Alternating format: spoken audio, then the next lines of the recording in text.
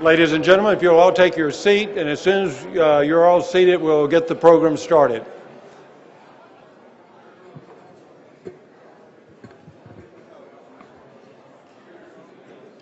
Peter?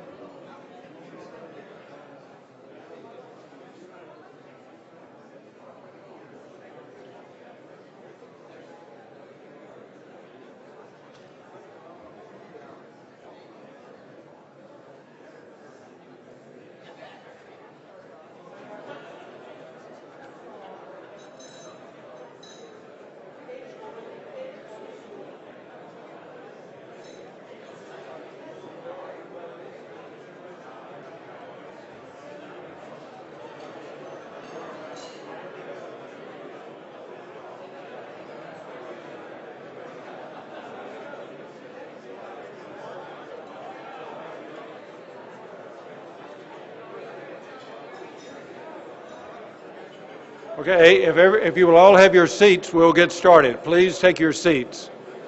We cannot get started until you're seated.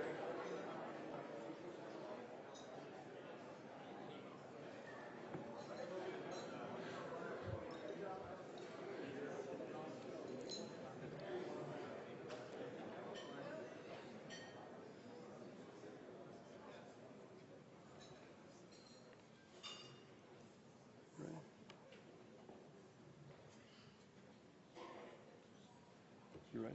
Okay.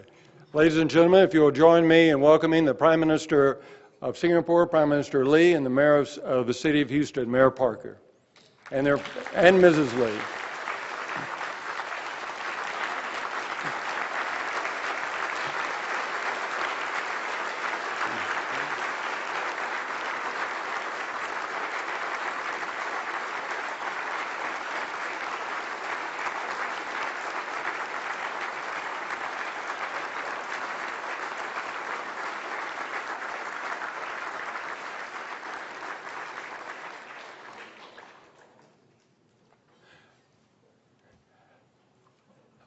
I want to greet everyone. I'm Charles Foster. I'm the board of the Greater Houston Partnership and chairman of the Asia Society's Texas Center. And on behalf of us all, Mr. Prime Minister, we want to welcome you and Mrs. Lee to this special luncheon here in Houston on your behalf. Mr. Prime Minister, as you know, the Asia Society is the premier organization in the world that builds bridges between the United States and Asia and educates Americans about the diverse countries, their people, cultures, economies that comprise Asia. 1 year from now, the Asia Society will be completing its $48.5 million center in the Museum District, our wonderful Museum District, and the next time we're here in Houston, we hope you can speak there. The Greater Houston Partnership, as you know, led by Jeff Mosley, who you'll meet later today, is the leading business voice for this community and one of the largest chambers, or the largest chambers of commerce in the country. I'd like, before we start, although you can nibble on your salad if you'd like, to recognize a very few special guests. I say very few because all of you are very special. First and foremost, I've already wanted to recognize Mrs. Lee, the wife of the Prime Minister. We're so delighted you could join us here today.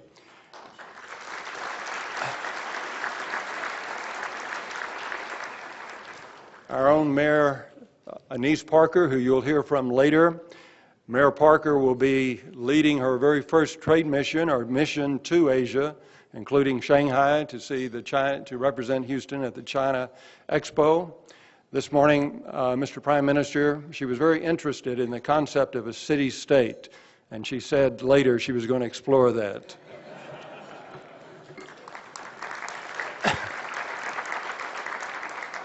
Mr. S. Iswaran, Senior Minister of the Ministry of Trade and Industry of Singapore. We're delighted to have you here with us.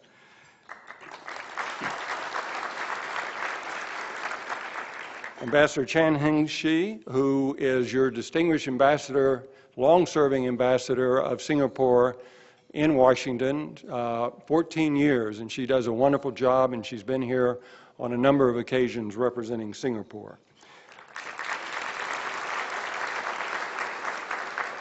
We're also pleased to have John Carrig, who's the president and COO of ConocoPhillips, with us, and he will be moderating a Q&A session afterwards, live.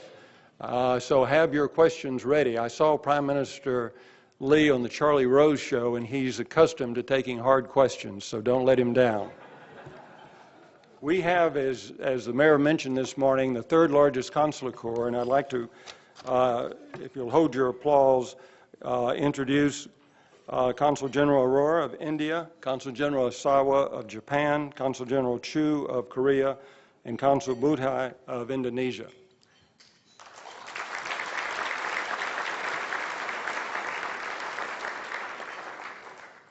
Also with us is City Council member Al Huang, who is originally from Southeast Asia, from Vietnam.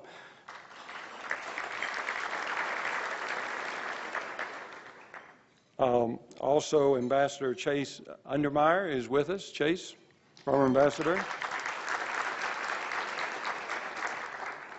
We want to thank our sponsors, ConocoPhillips, Keppel Group, Vinmar International, Singapore Airlines, our great supporter of the Asia Society Texas Center, Nancy Allen, and of course the City of Houston. Thank you.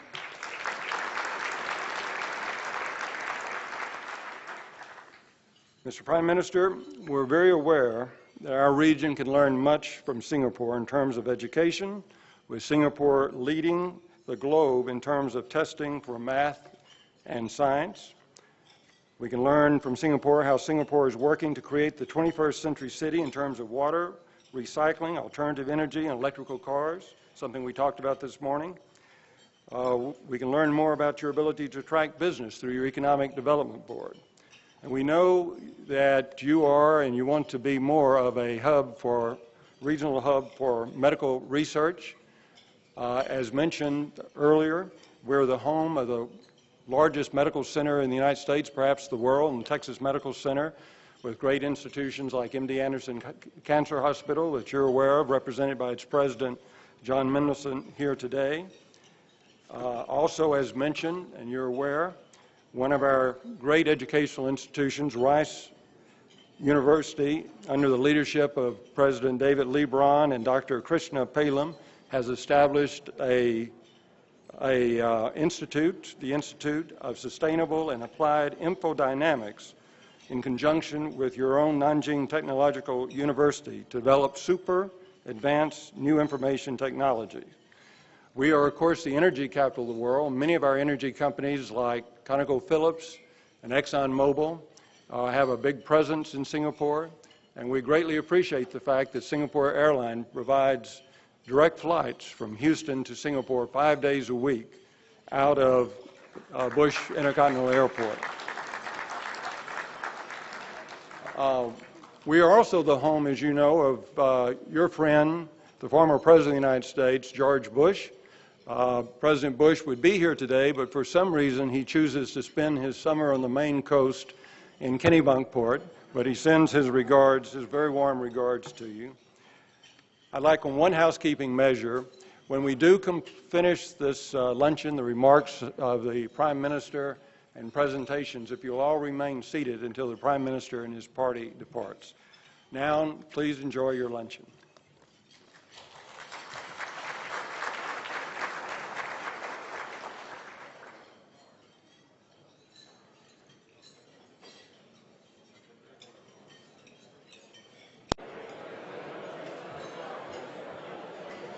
Good afternoon. Please enjoy your dessert and coffee.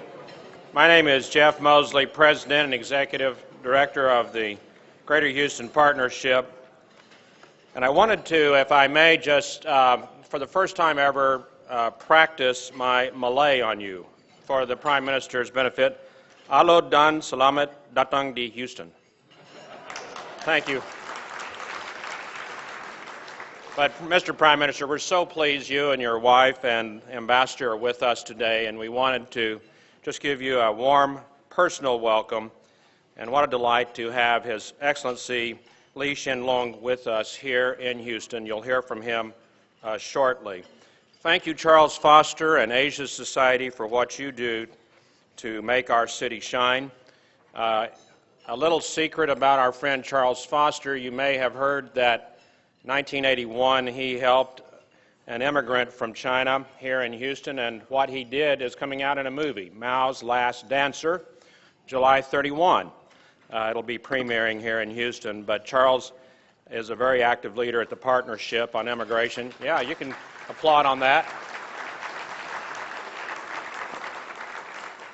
It's not often that real life gets portrayed in movies and that we actually know somebody who is portrayed in the movies, but Charles is one of those individuals. We look forward to that movie. Thank you again, Mr. Prime Minister and Madam Lee, for coming to see us. The Houston region is very, very proud to be a gateway to global markets, and when global recession has stalled growth and opportunities for so many areas, we know that our region has prospered because of our global trade and relationships. And none is really more strong than our ties to Singapore. As our organization, the Greater Houston Partnership, we advocate for Houston and for the 10 counties surrounding Houston, and our mission really is to fight for high-paying jobs and to attract capital investment and stimulate foreign trade. International business has been a leading role, and it's really primarily why Houston is here, tying back to the creation of the Port of Houston. You might be interested to know that last year trade between Houston and Singapore grew by a whopping 24%. This was in 2009 when things were cooling off, and it increased literally from $2.7 billion in 2008 to $3.4 billion in 2009. And more than 520 Houston companies report doing business with Singapore. Uniworld Business reports 338 firms in the Houston region are operating 506 subsidiaries in Singapore. So it really isn't by accident, is it, that Houston ranks Singapore as our number 3 largest U.S. gateway for international trade, and Singapore as our region's 13th largest international trade partner. That's why, Prime Minister, we're so pleased to welcome you today to Houston. As Prime Minister Lee and Jim Edmonds and I were talking about Houston, he was pleased to learn that Houston Port ranks number 1 in foreign tonnage in the U.S., and that our Houston airport system is the 4th largest in America. So our city's economy consistently is ranked as one of the strongest in the nation, and we're very pleased to know that we see this current and future state of international business developing and growing, and we know Singapore is central to this economic growth story. Well, the Mayor of Houston is a huge supporter and friend to international trade, and she's made this a focal point of her administration. And we're very pleased, Mayor Parker, that you're with us today to bring greetings and to share your vision about how Houston can continue to build on this strong foundation. Mayor Parker was recently named on Time Magazine's 100 Most Influential People in the U.S. and rightfully is recognized as a leader in this area. She's a second-generation native Houstonian, and she served our region in business and in government. Before being sworn in as Houston's Chief Executive Officer, Mayor Parker served on the City Council for 6 years, and then prior to that, she was the city's chief financial officer, serving 5 years as comptroller. So I know we'll want to give a warm welcome to Mayor Anise Parker. Mayor, welcome.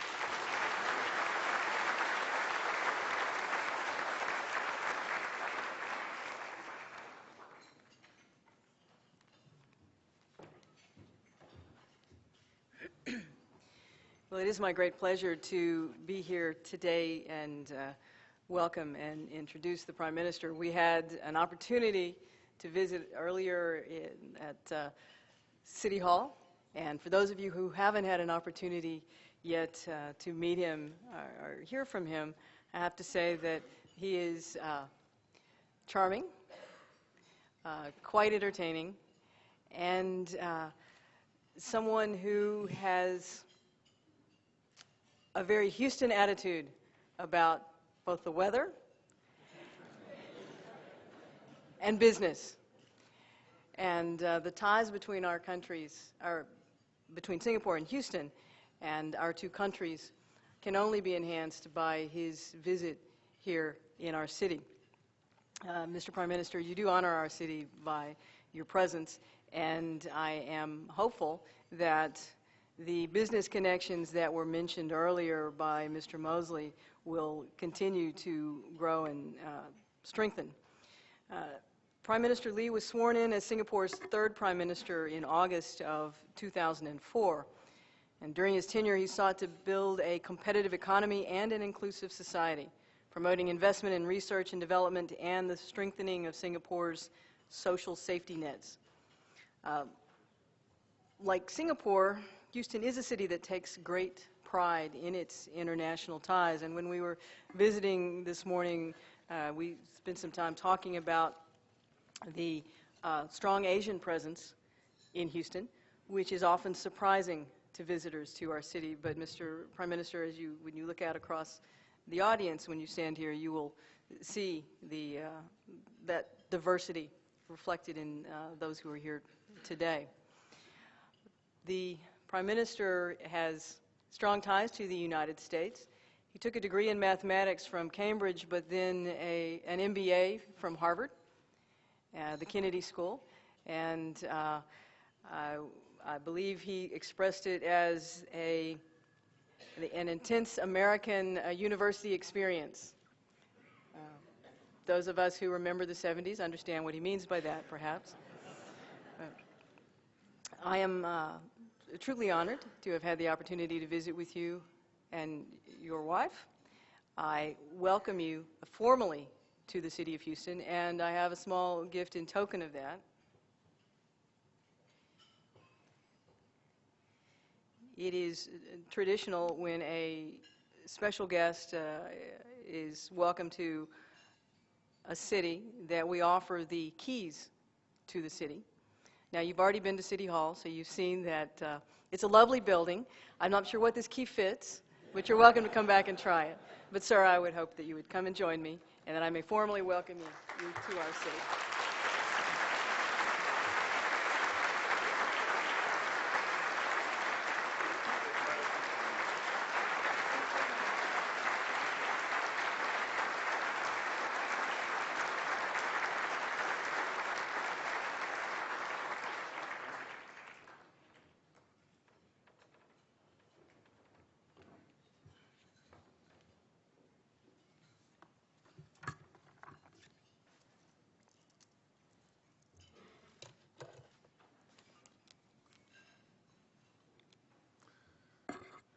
Mayor Anise Parker, Mr. Charles Foster, Chairman of the Asia Society, Mr. Patrick Oxford, Chairman of the Board of the Greater Houston Partnership, distinguished guests, ladies and gentlemen. First, may I thank Mayor Parker for a very warm and friendly introduction, as well as for the keys to the city. I had a very good chat with the mayor just now over lunch and this morning, and I said to her, it's very good that Singapore has many links with Houston because you're a center of a vibrant region, major oil industry, and you're servicing it. And Singapore doesn't have any oil, but we are servicing neighbors who have an oil industry. And Mayor Parker said to me, well, Houston doesn't have any oil either. So that makes us on par with each other. We make ourselves relevant to our neighborhoods, but we also link up across the world in a win-win partnership. And it's in pursuit of that that I'm here today. I'm glad that we are speaking today in an upbeat mood. I know there are problems in the world. The economies are not fully mended, and in the Gulf, you are worried about Deepwater Horizon and other very intractable problems like that. But generally speaking, if you take an Olympian view of things, of the world, the global economies have stabilized and are growing again. There are problems in Europe, mainly because of the PIGS, the Southern European countries. PIGS means Portugal, Italy, Greece, and Spain. It's a technical term. And these are problems which will not be easy to solve, but I don't think they are going to cause an upheaval in the world, and it should be able to be contained as a European issue and not precipitate another round of a global crisis. From where we sit in East Asia, we consider ourselves inextricably linked to the global economy. There's no decoupling. We are not in a different universe or different dimension.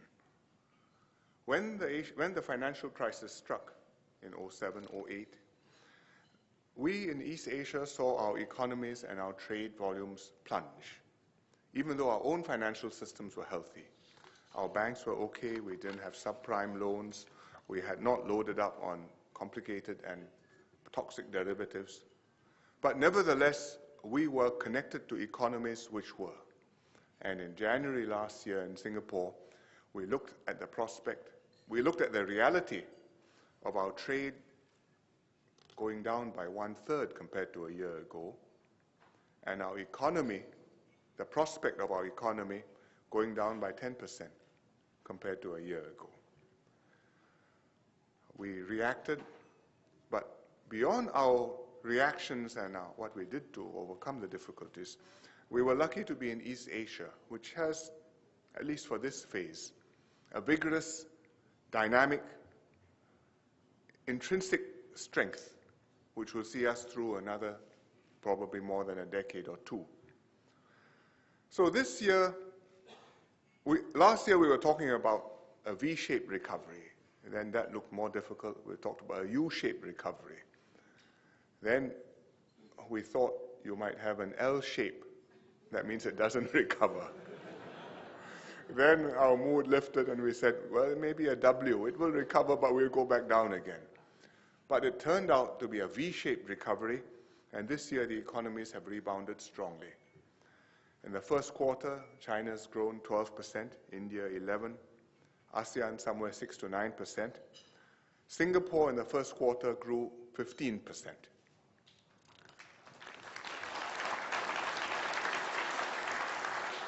I hesitate to take a bow because we have to see the long-term results. This is just a spurt for one quarter, but I think that for this year, we should be all right, and it is an opportunity for us to set ourselves right for the longer term. The good performance is partly due to pump priming, because the governments responded and boosted the economies to see through the rough patch. And this, the effect from the pump priming will surely moderate and tail off, because you can't keep on pumping yourself full of steroids. You can do it once, you can have some super caffeinated coffee and see yourself through the evening or the next day. But after that, it will tail off as the economies reach full capacity. But I believe that the fundamental transformation in East Asia will continue, and for a long time. China is restructuring its economy. They know that they have to shift from export-oriented growth to domestic consumption-driven growth. And they are enhancing domestic demand by fundamental measures, enhancing social security, improving the lot of the migrant workers, and reforming agriculture to raise rural incomes. These are all the right things to do, but they're all long-term moves which will take several years at least, if not longer, to show results. And meanwhile, there is an imbalance in trade which is causing friction between China and the rest of the world, in particular between China and the US. But these are problems which have to be managed with a view to a constructive long-term outcome, which I think we're heading towards. China's labor market is tightening. They are short of workers in the coastal areas. Wages are going up quite sharply. They're getting industrial actions, strikes, sit-ins, workers demanding better working conditions, which means that workers are in demand and they feel safe to ask for more. And you've read about Foxconn and Honda and other companies which have gone on strike. The provinces and the cities in China are raising their minimum wages as a policy response to improve the standard of living of their workers and to adjust to this new situation.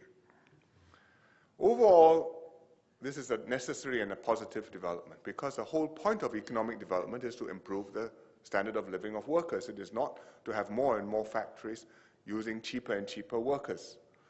And as the workers' standards of living rise, as their wages rise, the factories will have to restructure, will have to upgrade, improve their productivity, the living conditions, working conditions, and the economic development will be able to advance from the coastal areas, which have moved first, to the more inland cities and the more backward parts of China, and bring prosperity in an advancing wave to more of the population, to their benefit and to the benefit of the world. So I see this as a necessary and positive development. The result of this, of course, is that for the companies which are invested in China, many of which are foreign companies, real wages will have gone up. Or that means, in effect, the real exchange rate will have gone up. If you look beyond the renminbi and the US dollar to the amount which the American workers are earning, and compare that to the amount which the Chinese workers are earning, which is what really determines the competitiveness balance. As Chinese wages go up, even if the exchange rate doesn't move, in fact, the real effect is the Chinese are getting more expensive and, relatively speaking, less competitive. And this is really, if I make a real pun, more significant than the nominal exchange rate, which focuses Washington and focuses the political argument between America and China. Of course, the nominal exchange rate should also move as the economy grows, as the resources tighten, as you become more developed. It's part of the adjustment, the part of the mechanism by which you spread the benefits of growth, the benefits of the purchasing power which you are developing, widely amongst your population, and gradually moderate the export surplus and gradually encourage a shift towards a domestic demand-based, domestic consumption-based economy. And besides the economics of it, whatever the rights and wrongs of the politics, some move on this direction will help manage relations with America and make it easier for Walmart to do business in China, for Halliburton to do business in China, for Chinese companies to trade with America, and keep the political temperature down. I'm glad that the Chinese, I think, recognize this. They will not admit that this is a consideration, but I think they know it is a factor. And I'm glad that they have resumed allowing the exchange rate to appreciate gradually. And this will foster an economic restructuring which will be in the long term positive, provided it is well managed. It's happened to other countries who have gone through this path. If you look at the four tigers, those of you old enough to remember the 80s and the 90s, there used to be four little economies in the world which were starting to grow: South Korea, Hong Kong, Taiwan, and Singapore. And as we went along this path, we started with low wages. Then the labor markets tightened. We reached full employment. And then wages started to rise in different ways. In Korea, they kept wages dead low. They sweated the workers. They worked ferociously. And the workers accepted this for a while.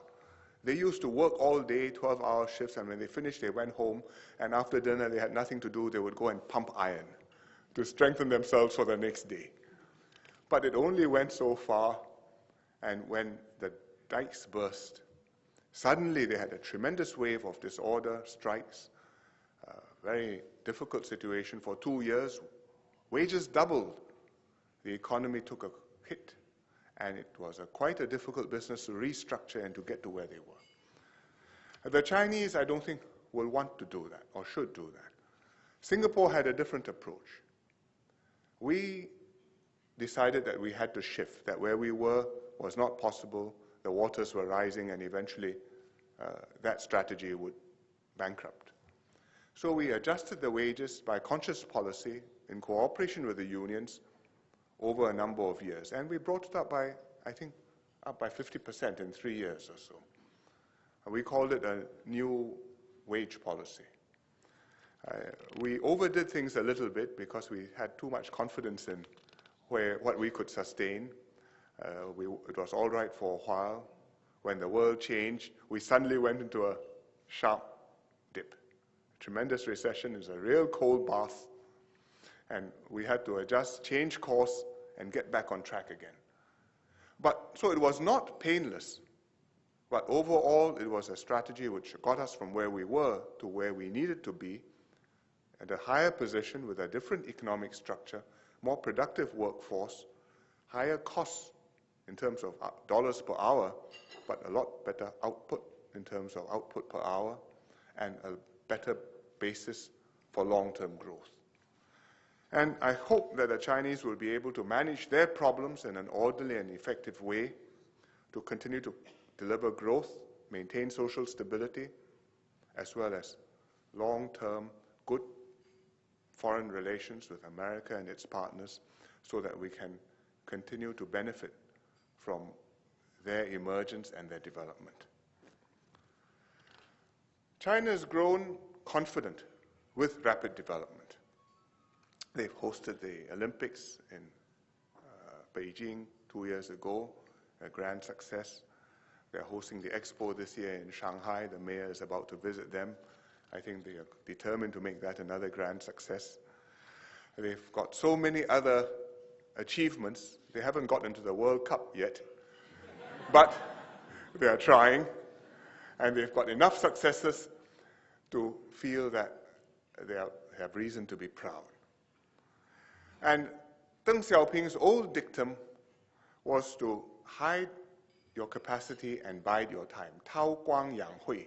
Hide your light under a bushel and cultivate obscurity in the world. In this environment, how do you cultivate obscurity and hide your light under a bushel? They are considering how to apply this aphorism, this dictum, to their new circumstances. I think they still affirm it. They have not said that they have now become the big boy on the block. They know that it is good to go softly in the world, but how to go softly in the world and apply it to these new circumstances? When they were small, just minding their own business and not interfering in the business of others was sufficient. But now that you are a major player, just minding your own business and you're trundling down the road is like an SUV meeting a beetle car. And the world also expects more of China because you have more resources, you're more capable, your influence is greater. Other countries expect more of China. Yes, China will defend its own interests. Every country is entitled to do that. But other countries also expect China to be what Bob Zelig called a responsible stakeholder in the international system, practicing give and take and helping to tackle international problems.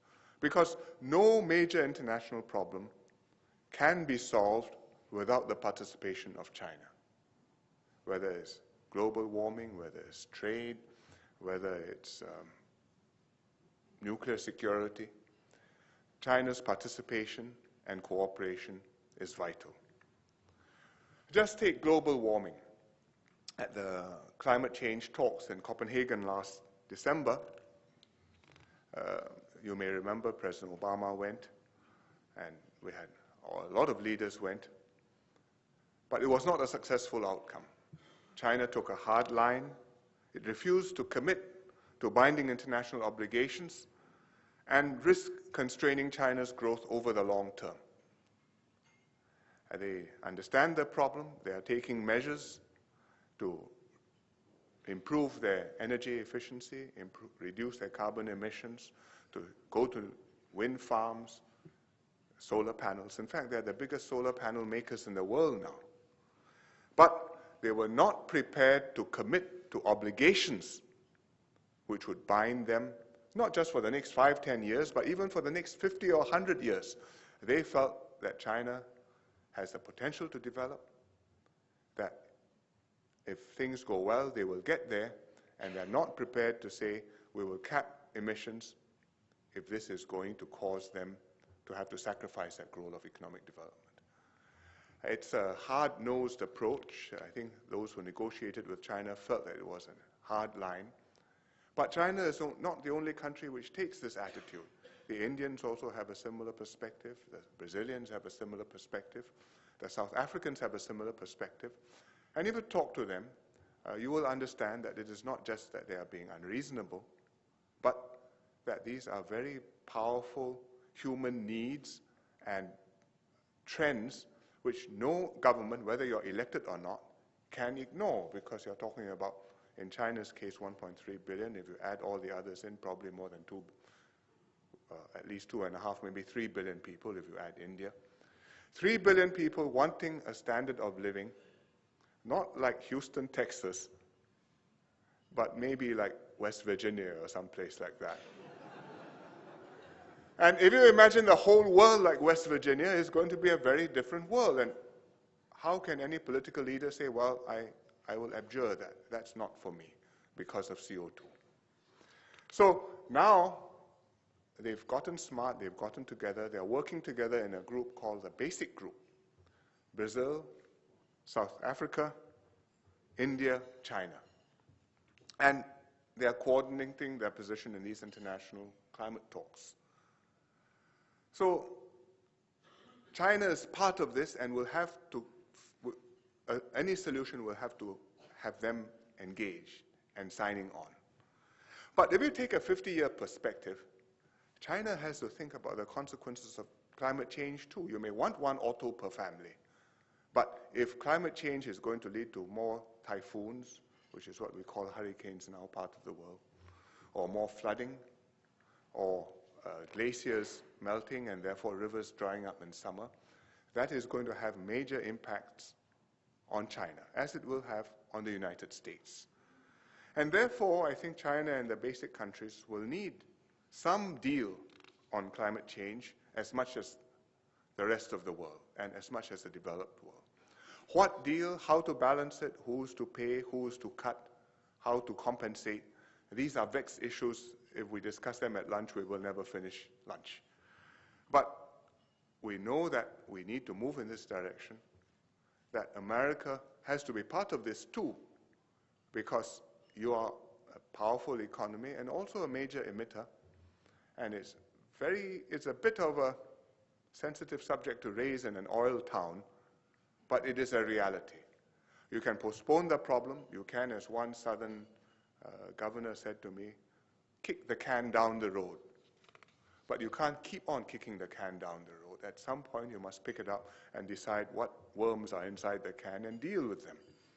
And that's politically very difficult, but it's something we hope America will be able to show leadership on and help to foster a good outcome. Because you can be sure that the BASIC countries and the Chinese will say, now, what's America doing? Before you ask me what I am doing. That's a basic reality. One positive development with the Chinese is that the cross-straits relations, that means across the Taiwan Straits between China and Taiwan, have improved considerably and are stable. China and Taiwan have just recently signed the ECFA. It's a free trade agreement, but you can't call it that because that means there are two countries, and the Chinese say there are not two countries. Therefore, it's called the Economic Cooperation Framework Agreement, an ECFA. And it's a significant deal, not just economics, but also because of the politics of it. Because with an ECFA, the trade will grow, the links will intensify, the two economies will be integrated together and become indissoluble. And it makes it much more unlikely that any crazy politician in Taiwan will one day say, let's go for independence, let's declare independence and have a Republic of Taiwan. And that will open Pandora's box and all hell will break loose, not just in the Asia-Pacific, but I think across the Pacific with America, because America will find itself in a very difficult position and the tensions will be very damaging for the world. But with the ECFA, with trade growing, with investments flowing, with tourists flowing across the Taiwan Straits, that bodes well for China, and for us. I should say something about India, which is not in East Asia, strictly speaking geographically, but is part of the East Asian region in a broader sense, and is an important player too. It's also growing rapidly, this year projected 9%. The economic weight is much smaller than China's. The GDP, depending on how you measure it, if you look at purchasing power parity, is less than half the size of China's. Their world trade is only 1/5 the size of China's world trade. And it's because India started opening up and reforming its economy much later than China. China started around 1980. The Indians didn't move till the 1990s. And even then, the pace of the reforms and the liberalizations has been slower than China's, and so the pace of growth has not equaled what China has been able to deliver. It's both a matter of economic policy and also because India's politics are very complex and fractious. But nevertheless, India today is going at a pace which is quite different from what it was doing 20 years ago. To sustain this, India will need to carry on with further policy reforms, and they also need massive infrastructure arrangements: roads, rails, telecoms, airports, seaports, on a massive scale, which means not just getting the investments, but getting the preconditions right so that it makes sense for investors to go in and put in those facilities. Because investors don't do this for charity. You must have confidence, you must be sure that this is going to work, that the demand will be there, and the returns will be there. I think they are making progress in this direction. More infrastructure is being built. Investments are going in for manufacturing, which didn't used to happen for a long time, unlike in China. For example, the Korean automakers have gone in and have invested and done well. And just to take one salient example of infrastructure, New Delhi has built a new airport terminal. They should have done it many years ago, but finally they did it because the Commonwealth Games are coming in, I think in December this year, and they needed one, and they completed a new airport terminal in a record time of 37 months, in time for the Games. So things are happening in the right direction, and we all hope that India will progressively free up its economy, continue in this direction, and maintain the momentum, best of all go a little bit faster, and become another major growth engine for Asia and the world. In Southeast Asia, the countries are teaming up to form an ASEAN economic community. ASEAN meaning the Association of Southeast Asian Nations. 10 countries getting together, trying to form a bigger blip on the radar screen. So when you see China on one side and India on the other side, one is 1.3 billion, the other is close to that. You will see ASEAN, 500 million people in Southeast Asia, diverse, rich with resources, also with talent, and with dynamism and energy. The target is 2015, is 5 years from now. We know we need to do that to stay competitive, and I'm hopeful that we'll do a substantial part of that program. But whatever happens around us in Singapore, we are making sure that we don't let grass grow under our feet. We tackled the crisis last year successfully. Fortunately, we had projects which had been started before the crisis happened, and which came on stream in good time. We've had integrated resorts, which are, if you've been to Las Vegas, they're like the Wynn Resort, or like Las Vegas Sands, or I'm not sure what's the newest one now, but if I may give a plug for it, the casino is just 5% of the resort. The rest of it is convention facilities, hotels, restaurants, shopping, entertainment. I think we're going to get the Lion King in Singapore. I'm not sure when Wicked will come, but I hope it will. And it means tourists, it means activity, it means jobs and dynamism and buzz. And it's coming on stream now and adding to our growth, and it contributed to the 15% in our first quarter. Of course, we didn't just depend on that, because when the crisis came, we also implemented a major package of measures to help firms to keep their workers, to stay viable So, because if you retrench workers, it takes a long time to get them back and to build up the capacity again. But if you hold on to your workers, if the sun shines again before too long, you are ready to take off and to meet the demand. And luckily for us, that's what happened. We kept the workers. The government helped to cover some of the costs of the wages, particularly the social security costs. The companies work with the unions in order to cut costs in other ways and to see themselves through the crisis. And now that things have picked up, output has gone up again. The vital factor is the cooperation and the trust between the unions, the workers, and the employers and the government. We're all on the same side. We all cooperated to pull ourselves out of our predicament. We built up this trust over many years and over many previous crises. And it is a trust which is a key competitive edge for Singapore. Because unlike in many other parts of the world, the unions are part of the solution to the problem and not part of the problem. Now that we've come through, we are working hard to progress in the next phase, together with the rest of Asia. We know that we have reached a phase change.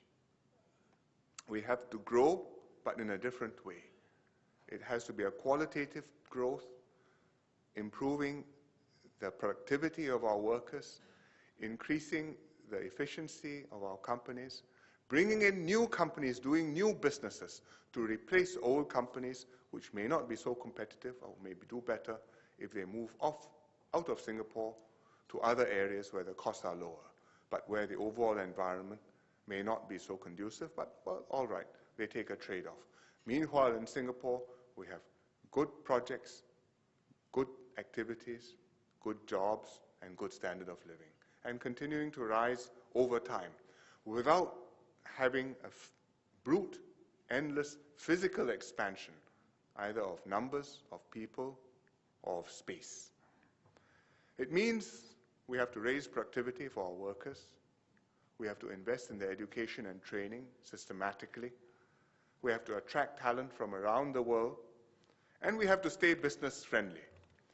I know that in Texas you have no income taxes, at least no state income taxes. We have to have some because we are not just a state but the federal level. But we keep our taxes low so as to be business friendly. Our corporate tax has a maximum rate of 17%. Our personal tax has a maximum rate of 20%, and that doesn't kick in till you earn about maybe $400,000 or something.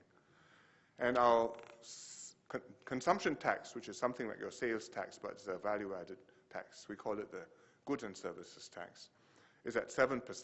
So cumulatively, the government accounts for only 16% of the GDP. It's equivalent to your federal government not counting the state government, or your state government without a federal level. And that is a way to keep the burden low, businesses, the environment competitive, to make it favorable to businesses, to encourage companies to come and entrepreneurship to flourish. Outside Singapore, we are linking to the world because we know that we can't prosper by ourselves. We have to prosper linked up to the world, with Asia, with America, with the Middle East. And the Middle East is of some interest to us because historically we have had links with the Middle East. Some of our population come from Yemen.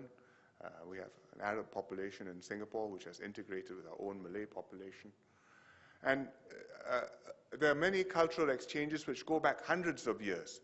The maritime Silk Route used to come from China to Singapore and to India, the Middle East, and on to Europe. So recently, we discovered a wreck of an Arab dhow from about the 10th century, the Song dynasty, which was loaded with porcelain, china, all kinds of precious materials and trade goods, which sank somewhere in Southeast Asia. And we bought the cargo after it was salvaged.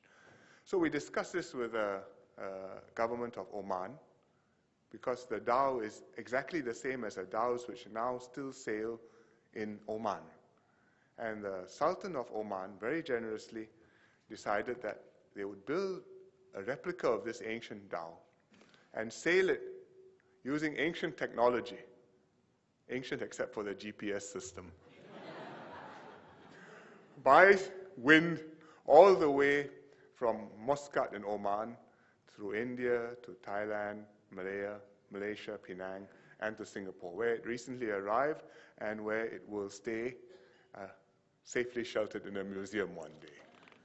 But it's a symbol of the links we have with the Middle East, and the links which we are cultivating also in terms of double tax agreements, in terms of free trade agreements, in terms of economic cooperation, in terms of the G2G and semi-governmental linkages between Singapore and the Gulf, Saudi Arabia, even the Levant, or the Maghreb with Morocco, with Libya.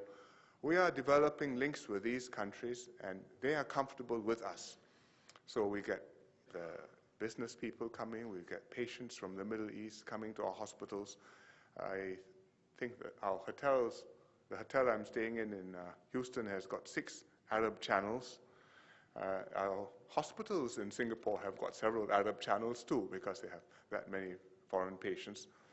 And it's possible from Singapore to run businesses in the Middle East. And we hope that companies will think about doing that. Lots of Houston companies are in Singapore. ConocoPhillips, ExxonMobil, Schlumberger, Drillquip, Halliburton. It's an honor roll of your Greater Houston Business Partnership. We welcome more such companies to come to Singapore and make this your base of operations and service the region. And vice versa. There are Singapore companies which are invested in Houston, in Texas, and using this to do business with Texas and with America, in fact, even broader. Keppel is here. I think Keppel has a table somewhere here. And we are very happy that Keppel has its American headquarters in Houston. And you've got a shipyard, Amfels, which is not far from here at Brownsville, where you're the biggest employer. Keppel also has a partnership with McDermott, which is called Flowtech, which designs platforms for oil and gas exploration. In fact, I'm told that Keppel is responsible for 2 of the platforms involved in the Deep Sea Horizon rescue operation. Not the one which ran into trouble, but the Q4000, which is a platform from which all the submersibles and the stuff is being sent down to try and fix the problem, and another one which is drilling the cross-cut well, which is supposed to come in and block up the solution, block the well and solve the problem properly. So we are present here. There are other companies too. ST Aerospace is in San Antonio doing aircraft maintenance and modifications. And I think it's quite fitting that in the US Congress, that means in Washington, the chairman of the Singapore caucus is Representative Solomon Ortiz. I think he's a ranking Latin American member, and we are very honored to have him chair the caucus. So my message is the US and Texas, of course, which has its own foreign policy, should not omit to maintain constructive and good relations with Asia. And this is China in the first instance, because that's the most important of your international relations. It's not possible for your relationship with China to be uncomplicated. There will be tensions, there will be differences from time to time, frictions, but it's vital to avoid a clash. And both sides have a lot to gain by working together and should manage issues with a view to the longer term.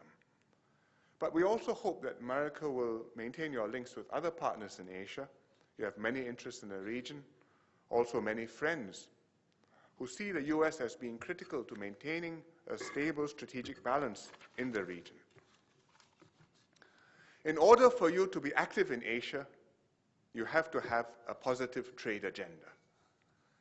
You must take the lead on trade. You're already a big trading partner, but you must take the lead with an active trade policy, an open trade policy to enhance trade, not just to push for exports, but two-way trade, and not just to push for maintaining the volume, but reducing trade barriers and pushing for new trade agreements, like the one which you have negotiated with Korea. Trade is important not just in itself, but to enhance your relevance, your influence, and to complement and give substance to your political and security relationship with the region. So I'm very happy that President Obama has announced that he will submit the FTA with Korea to Congress for ratification. It's a further step to promoting trade following a decision last year for the U.S. to join the Trans-Pacific Partnership. You may not have heard of the TPP, but the Trans-Pacific Partnership it's a little thing trying to become less little. It started with 4 of the smallest economies in the Asia Pacific. It's a free trade agreement with Singapore, with Brunei, with New Zealand, and with Chile. But the idea was that around this little nucleus, greater things could grow. And now around this nucleus, which we started calling the P4, we are hoping to have 8. That means the original 4, plus the US, plus Peru, plus Australia, plus Vietnam. And if these 8 come together on both sides of the Pacific, developed countries as well as developing, and have a free trade agreement, that's a significant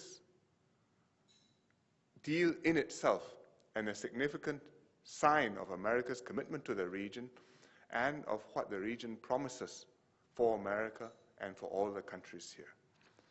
So I hope that the mood in Congress on free trade will improve. I know that Houston is one of the biggest ports. I think it is the biggest container port in America, and you have a vested interest in free trade.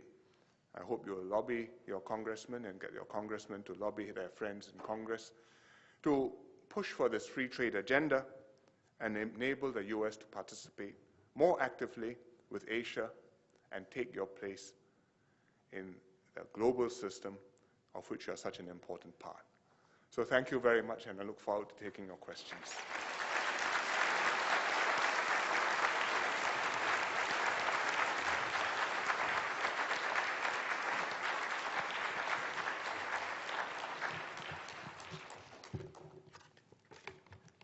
Thank you, Prime Minister. I think this is on. Hi, my name is John Carrig. I'm Chief Operating Officer at ConocoPhillips, and we're delighted to have the Prime Minister here today. He's going to answer a few questions for us. Of course, Singapore is of very vital importance to ConocoPhillips. It's our Asia-Pacific headquarters. We run our global LNG business from there. We supply natural gas to Singapore. It's an important customer of ours. And we're a regular user of its world-class shipyards and construction yards. If you have a question, if you make your way to the microphone, Prime Minister, I thought I'd have to ask one first, but it looks like I don't have to, so if, perhaps we could start on the left. And Mr. Prime, if you'd give your name, please, and then who you represent, and then ask your question. my name is Donnie Agustiadi. I work for City of Houston, but I'm originally from Indonesia. My question is, as you already know, that there are a lot of hot money from Indonesia that's shipped to Singapore. My question is, I didn't know that. My question is, what have your administration done to expedite the return of those money? And my second question is, Singapore already has the highest military budget in Southeast Asia. You already have more fighter planes than Malaysia, Singapore, and Australia combined. What do you need those many airplanes for? Well, first of all, on hot money, I wasn't completely joking when I said I didn't know that, because Singapore is a financial center, and we have to make our reputation as a reputable financial center in good standing with all the other centers in the world, whether it's New York, whether it's Zurich, whether it's London, whether it's Tokyo. And the problem of money going from one center to another, one place to another, which shouldn't be going, is something which all supervisors of financial centers have to worry about, because you have terrorism money, you have drug money, you have all kinds of other problems.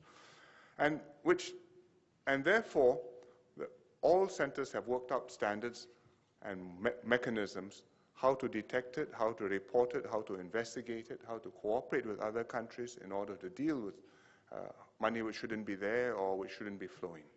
And we are fully participants in that. There's a Financial Action Task Force. We participate in their activities. You may have heard of it. The G8 or the G20 recently, last year when they were in London, they had a meeting. This became an issue as to which countries were supposed to be on the white list, which centers were white lists, which centers were gray lists, which centers were supposed to be blacklisted. And they established standards for getting onto the white list, that you must have tax cooperation agreements with so many other reputable centers and so on. And Singapore is on the white list. So I think that we are doing our best to be in good standing internationally. We are in good standing internationally. And if there's any issue which needs to be investigated, we have processes by which this can be taken up with our authorities, either our courts or our supervisors, and properly dealt with. There has to be proper handling because money is shy. No, you may, even if it's perfectly reputable, honorable money, you don't want to tell the whole world that I'm sitting down here. And therefore, there have to be proper safeguards so that we don't become the subject of fishing expeditions. But other than that, we are well, I think we are in good standing. As for our defense expenditures, we spend money on defense and resources in order to feel safe. We are very small. I think we are probably, the mayor said we are the size of the city of Houston, but I think we are smaller than the city of Houston in area. And there's no such thing as strategic depth. If somebody arrives on your shore, that means he's already within 5-10 miles of the whole of the country. That's it. Therefore, we want to make sure that we are safe, that nobody has any misunderstanding, and at the same time that we can contribute to a stable and safe region within which all the countries can prosper and live together in peace. And our Air Force, our Navy, our Army works towards that objective. We cooperate with the Malaysians, we cooperate with the Indonesians, we cooperate with the Australians, you mentioned them. And I think we have a good respect for each other, and we know that we are all trying to solve the same shared problem from our slightly different perspectives and situations. Next question, please. Honorable Prime Minister, your country has a good reputation, no problem there. And what changes you propose to increase the trade between Houston and Singapore? Well, I hope more companies from Houston will come to Singapore, see the opportunities, and do business, and the trade will grow. I'm supposed to say my name. My name is Sam Kanappan. I'm a consulting engineer. I'm originally from India. Our family has business in Singapore in your father's time. Thank you. I hope the trade will grow that way, but there's another factor which will help the trade to grow.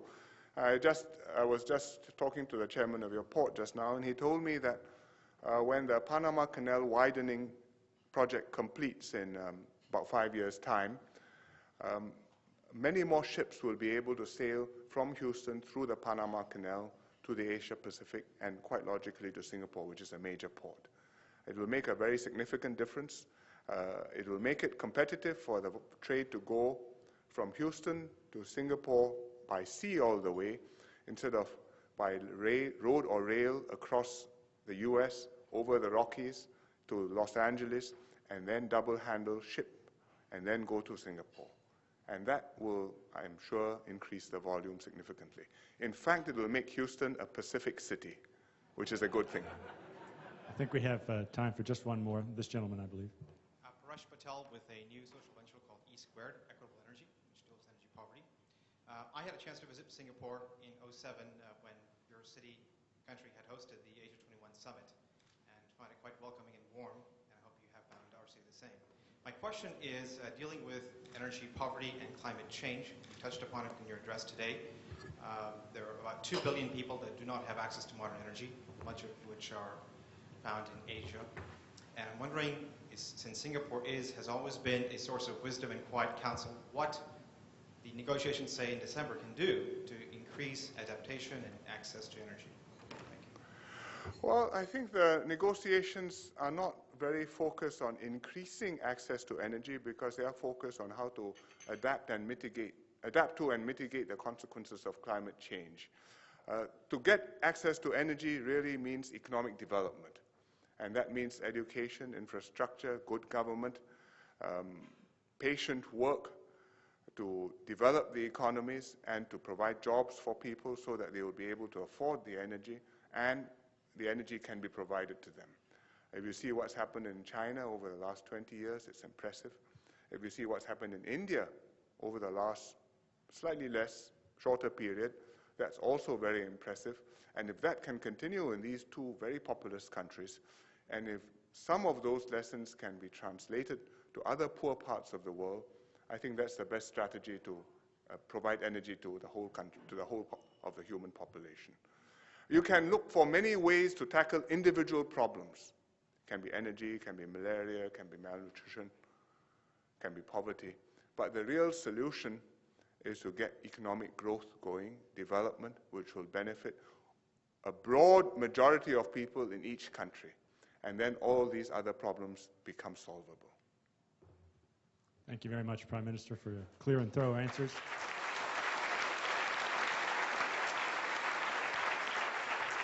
Thank you. Thank you, John. Mr. Prime Minister, on behalf of us all, like John said, we want to thank you. And we have a gift from the Asia Society and the Greater Houston Partnership. Jeff, if you'll join me, we'll present this to you. There we go. Oh, thank you very much indeed. Thank you. Thank you very much. Thank you. Also, Mr. Prime Minister, I have this note here that President Bush wanted me to present to you. Oh, thank you very much. Welcoming you here to Houston. Ladies and gentlemen, on behalf of all of us, I want to thank you. And if you will remain seated while the Prime Minister and his party and the Mayor depart. Thank you very much for coming. Thank you.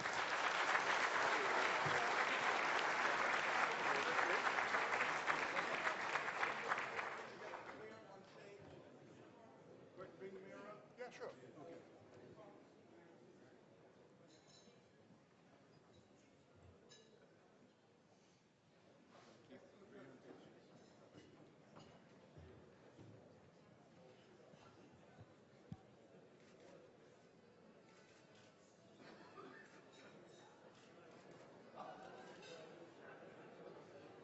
All right, thank you. Thank you.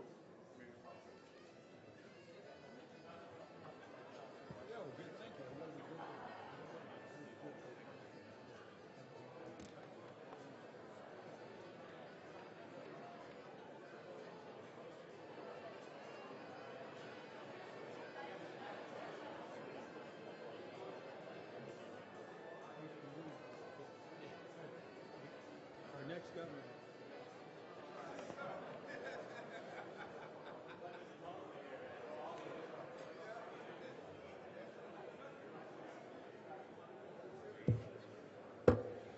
Thank you again for all of you coming.